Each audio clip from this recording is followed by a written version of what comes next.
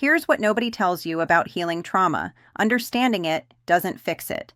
You can spend years in therapy talking about your childhood, reading books, connecting all the dots between your past and present, and still find yourself stuck in the same patterns, still flinching at raised voices, still people-pleasing until you're exhausted, still shutting down when conflict happens. The problem isn't that you don't understand what happened. The problem is that trauma doesn't live in your thoughts. It lives in your body. Your nervous system learned specific responses when you were young, and it's still running those responses automatically without asking your permission. You can know logically that you're safe, but your body doesn't believe you.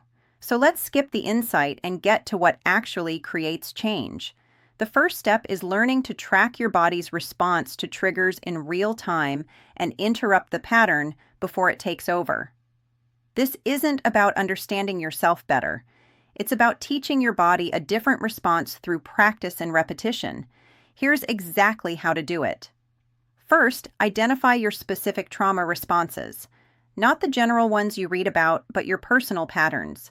Right now, think about the last week. When did you feel that familiar thing? That automatic reaction where your body takes over. Maybe your chest tightens. Your thoughts race. You go numb. You get a wave of anger that's too big for the moment. You freeze up and can't speak. Write down 3 specific moments when this happened. What were you doing? Who were you with? What was said right before? And most importantly, what did your body do? Where did you feel it physically? Was it your throat closing up, your hands shaking, your face getting hot, a heaviness in your limbs?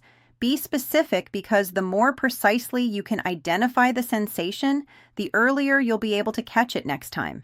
You need to know your early warning signs, not when you're already in a full panic or rage spiral. The moment right before. That split second when your jaw clenches, your breathing changes, your stomach drops, your shoulders rise toward your ears. That's your window. That's when you can choose something different. Most people miss this window entirely because they're not paying attention to their body. They're up in their head, trying to figure out what to say or analyzing what the other person meant. Meanwhile, their body is screaming at them that something's wrong, but they've learned to ignore it. So part of this first step is simply building the habit of checking in with your body throughout the day. What am I feeling right now? Where am I feeling it? Is there tension anywhere? Now here's the technique that changes everything. When you notice that early warning sign, you're going to immediately do one of 3 things. Pick one right now and commit to it. Option 1, exhale longer than you inhale. Breathe in for 4 counts, out for 6 or 8 counts. Do this 3 times minimum. The long exhale activates your vagus nerve and tells your nervous system you're safe. This is physiology, not positive thinking. You're literally changing the chemical response in your body. When you're stressed, your sympathetic nervous system takes over. When you extend your exhale, you activate the parasympathetic nervous system, which is your rest and digest mode. Your heart rate will slow, your blood pressure will drop, your muscles will start to release tension.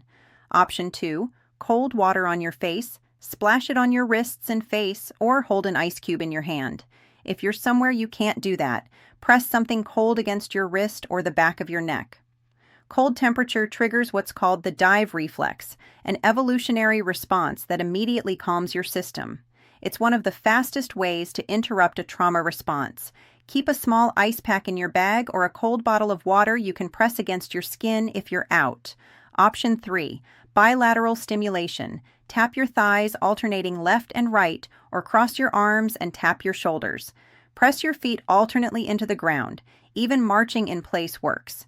This bilateral movement helps process stress in your nervous system. It's part of why EMDR therapy is effective for trauma.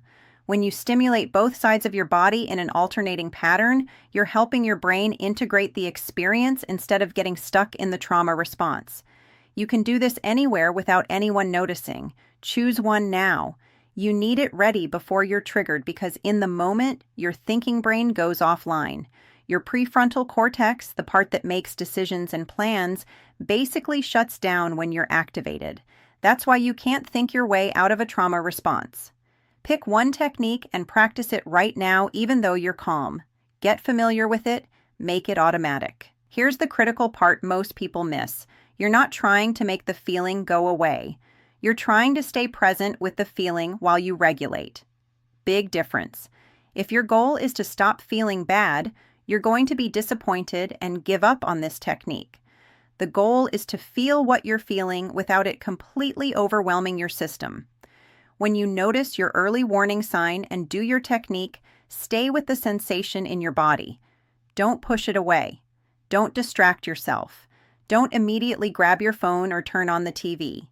Feel the tightness in your chest and breathe with it. Feel the anger and tap through it. You're letting your nervous system complete the response instead of shutting it down or letting it overwhelm you. Real-life example. Your partner says something that hits a nerve. Maybe they're not even criticizing you, but the tone reminds you of something from childhood. You feel your chest tighten, defensiveness rising, that familiar heat spreading through your body.